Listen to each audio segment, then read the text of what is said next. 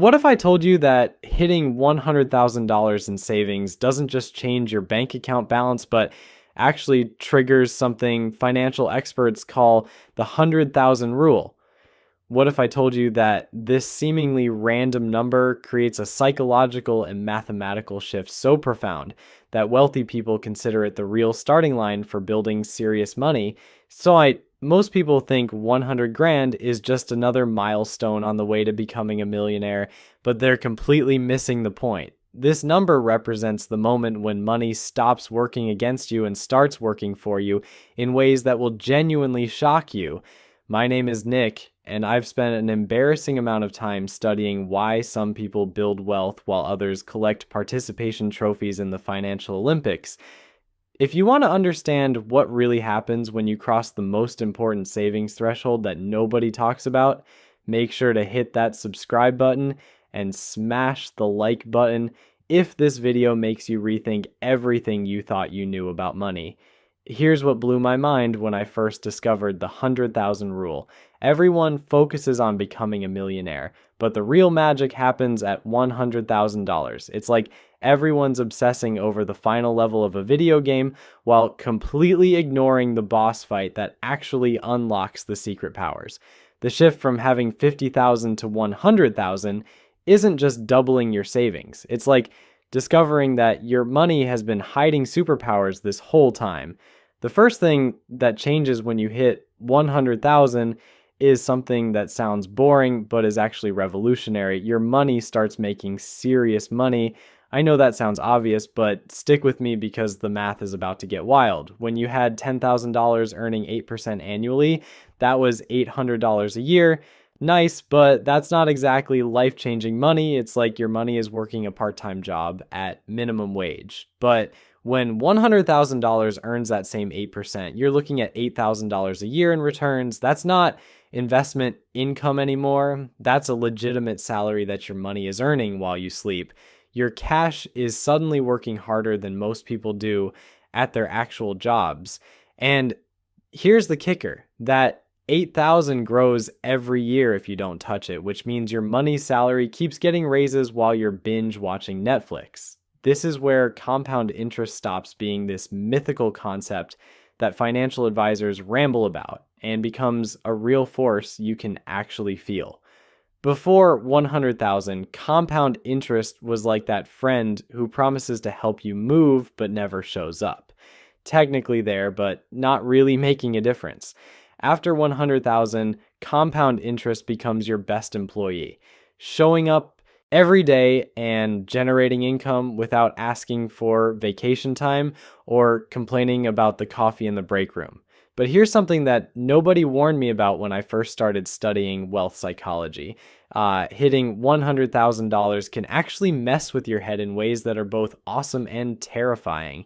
Your brain, which has been trained to think about money in terms of scarcity and survival, suddenly has to process the concept of abundance. It's like your financial operating system gets a major software update, and sometimes there are bugs in the new version. The first psychological shift is what I call investment fearlessness. Before 100,000, every investment decision felt like Russian roulette because you couldn't afford to lose. Should I put $1,000 in the stock market? What if it crashes and I need that money for rent? But when you have 100,000 sitting in your accounts, losing $1,000 on a bad investment becomes annoying rather than catastrophic. It's the difference between losing your only pair of shoes and losing one pair from a closet full of options.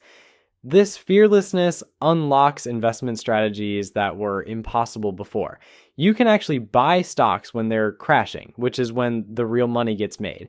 You can hold through market volatility without panic selling at the bottom. You can take calculated risks on growth investments that could multiply your money over time.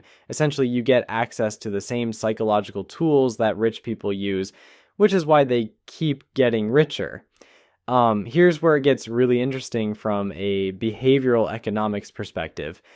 The 100,000 milestone triggers what researchers call wealth identity formation. Before this point, you might have money, but you don't think of yourself as wealthy. You're still operating from a scarcity mindset. making decisions based on fear of losing what you have. But crossing six figures creates this weird psychological shift where you start thinking like someone who has money rather than someone who's temporarily not broke.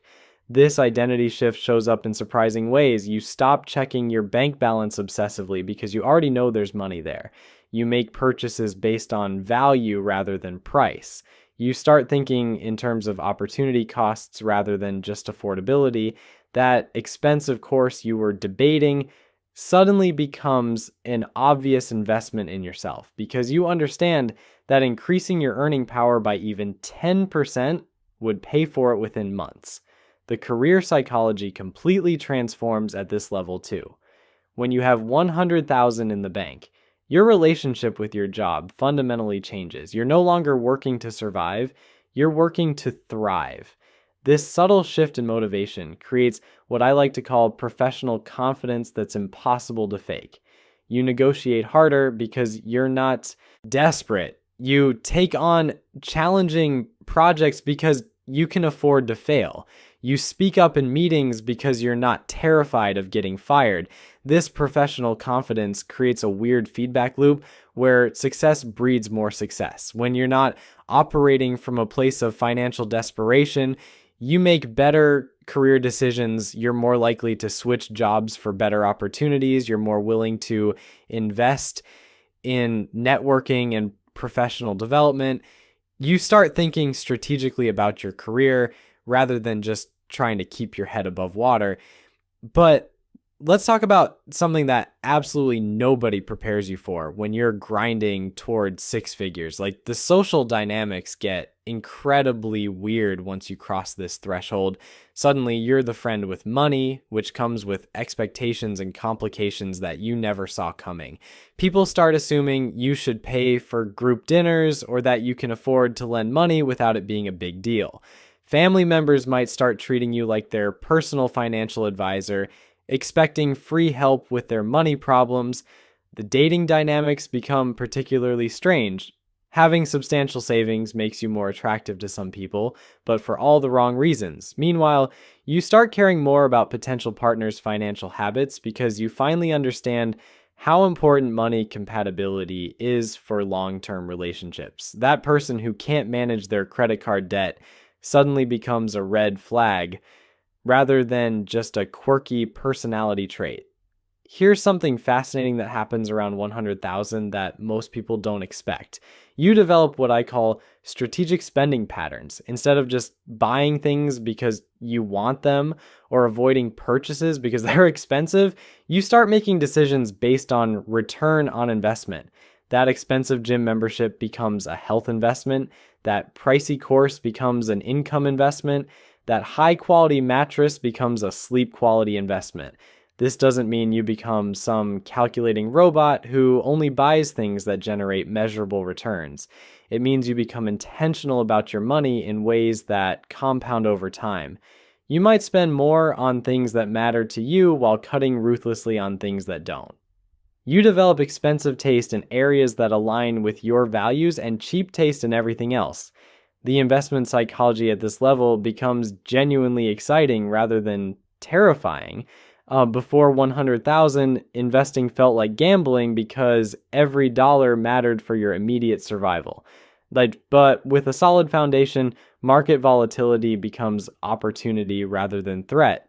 You can actually buy more when prices drop instead of panicking and selling at the worst possible moment. You start understanding why Warren Buffett gets excited during market crashes while everyone else is freaking out. Yeah, this psychological shift around market volatility is huge because it unlocks the investment strategies that actually build wealth. The rich don't get richer by playing it safe with their money. They get richer by being able to take calculated risks when everyone else is too scared to move. Having 100,000 gives you the psychological capacity to think like a wealthy person rather than just someone who temporarily has some money. But here's where things get really wild, and this is something that caught me completely off guard when I first learned about it. The 100,000 milestone changes your relationship with time itself. When you're living paycheck to paycheck, you're trapped in what psychologists call temporal myopia. You can only see immediate needs because the future feels too uncertain and scary to plan for. But substantial savings create what researchers call temporal flexibility. Suddenly, you can make decisions based on long-term outcomes rather than immediate pressures. This time, perspective shift affects literally everything. You start thinking in years and decades rather than weeks and months. That boring but stable job becomes a strategic stepping stone rather than a prison sentence. That expensive certification program becomes an obvious investment in your future earning power. You can afford to be patient with investments that take years to pay off because you're not constantly putting out financial fires. The relationship with risk transforms in ways that might surprise you. You'd think having more money would make you more risk averse, but often the opposite happens. When you have a solid financial foundation, you can afford to take calculated risks that could dramatically improve your situation. The person with 100,000 in savings is more likely to start a business, invest in themselves, or make a strategic career change than someone living paycheck to paycheck. This creates what I call the 100,000 paradox. You'd expect that having more to lose would make you more cautious, but the security actually makes you bolder in smart ways. When you're broke, every financial decision feels like a potential catastrophe. Should I spend $50 on that book? What if I need that $50 for groceries next week? But when you have 100,000 in the bank, that same $50 decision becomes trivial. You stop sweating the small stuff because you finally have perspective on what actually matters. The compound interest psychology becomes genuinely addictive at this level. When you're earning $8,000 a year just from investment returns, you start to understand viscerally how rich people get richer. It's not magic or luck or secret knowledge. It's just math combined with time and discipline. But seeing it happen in your own account creates a psychological shift that's impossible to describe unless you've experienced it. Your money starts feeling alive, like it's working for you, even when you're sleeping. This is where the wealth building mindset really kicks in. Instead of thinking about spending money, you start thinking about deploying capital. That sounds pretentious, but there's actually a psychological difference. When you spend money, it's gone forever. When you deploy capital, you're expecting it to come back with friends. This mindset shift is what separates people who stay middle class forever from people who actually build wealth over time. The career conversations you have with yourself completely transform at this milestone. That job you hate but stay at because you need the paycheck suddenly becomes optional. Not because you can retire on $100,000, but because you have enough runway to make a strategic career move. You can take a temporary pay cut to get into a better company. You can go back to school. You can start that side business you've been dreaming about. This freedom creates what psychologists call approach motivation instead of avoidance motivation. Instead of working to avoid being broke, you start working toward building something meaningful. It's the difference between running away from a bear and running toward a finish line. Both involve running, but the psychological experience is completely different, and the results reflect that difference. Here's something that really struck me about the 100,000 psychology that nobody talks about. You develop what I call financial telepathy. Not the supernatural kind, but the ability to instantly recognize other people who understand money. It's like having a secret handshake that happens entirely through body language and casual comments. You can spot someone with substantial savings from across a restaurant just by how they order. They're not the ones agonizing over appetizer prices or calculating tips on their phone. They order what they actually want and move on with their lives. This financial telepathy creates these weird moments where you'll be talking to someone and realize they're operating from the same psychological space you are. Maybe they mention casually maxing out their retirement contributions or talk about rebalancing their portfolio like it's no big deal. Suddenly you're having conversations that would have sounded like gibberish to your former broke self. It's like discovering there's been this whole parallel society of financially responsible adults that you finally have clearance to access. But here's where the 100,000 milestone gets genuinely strange, and I mean this in the best possible way. Your relationship with material possessions completely inverts. Before this point, you probably defined yourself partially by what you couldn't afford. That expensive watch you wanted became part of your identity as someone who couldn't have nice things. But once you cross six figures, something bizarre happens. You could afford that watch, which somehow makes you not want it anymore. It's like the adult version of realizing you're allowed to eat candy for breakfast, which immediately makes candy for breakfast seem less appealing. When you can afford most things, you start caring more about why you want them than whether you can pay for them. That luxury car payment becomes a question of whether you want to trade $40,000 for the experience of driving something fancier, not whether you can technically make the monthly payments. This psychological shift around material desires is liberating in ways that sound almost spiritual. You stop being a slave to consumer marketing because your identity isn't tied up in what you own. You might drive a 10-year-old car while having 100,000 in investments, and somehow that feels more impressive than financing a brand new truck. It's like you've been playing a video game on hard mode your entire life, and suddenly someone shows you the cheat codes. The time perspective continues to evolve in ways that are honestly a little unsettling. With six figures sitting in your accounts, you start thinking about money in terms of decades instead of months. That $1,000 course isn't expensive anymore. It's an investment that could pay dividends for 30 years. That vacation you've been postponing isn't a luxury. It's a memory you're buying while you're still young enough to enjoy it fully. You start making decisions based on your 80-year-old self's priorities, which is both wise and occasionally depressing. Here's something that caught me completely off guard about crossing the 100,000 threshold. You become invisible to predatory financial services in the best possible way. Those payday loan places, rent-to-own furniture stores, and check cashing services literally cannot see you anymore.